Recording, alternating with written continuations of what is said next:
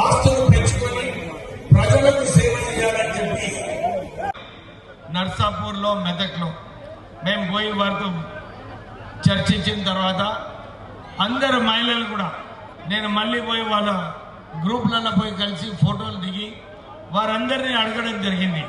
ఏమ్మా ఏం అనిపిస్తుంది ఈ కాంగ్రెస్ ప్రజాపాలనలో ఎట్లా ఉందని చెప్పి ఆ మహిళలందరినీ కూడా అడగడం జరిగింది. వాళ్ళందరూ కూడా ఇదే చెప్తున్నారు.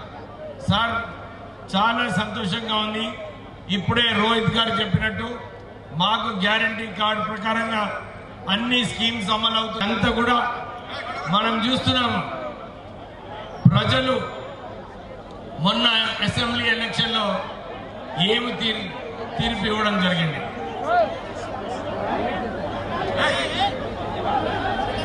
మెదక్ ప్రజలందరూ కూడా ఈరోజు ఈ ర్యాలీ తీసినప్పుడు అందరూ కూడా ప్రేమతోని మా అందరికీ వేవ్ చేస్తూ వారి ఏదైతే కాంగ్రెస్ పార్టీ మీద భరోసా ఉందో నమ్మకం ఉందో వారందరూ కూడా మనకు చూపించడం జరిగింది. మీరందరూ కూడా ఈ కార్యక్రమాన్ని విజయవంతం చేసినందుకు మీరందరూ సోనియా గాంధీ గారు ఇచ్చిన మాట నిలబెట్టుకుంది కాబట్టే చిన్న రేషన్ కార్డుల వరకు, సన్న బియ్యం వరకు, రైతు రుణమాఫీ వరకు, రైతు భరోసా వరకు మాట నిలబెట్టుకుంటున్నామా లేదా?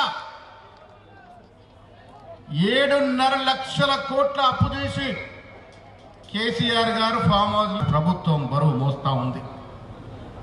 ప్రజల అవసరాలని గుర్తించి ప్రజల ఆశలు ఆకాంక్షలు సన్న బియ్యం తినాలని 1కి 6 కిలోల చొప్పున బియ్యం ఇస్తున్నటువంటి సందర్భం. 1 కాదు 2 కాదు, ఇచ్చిన వాగ్దానం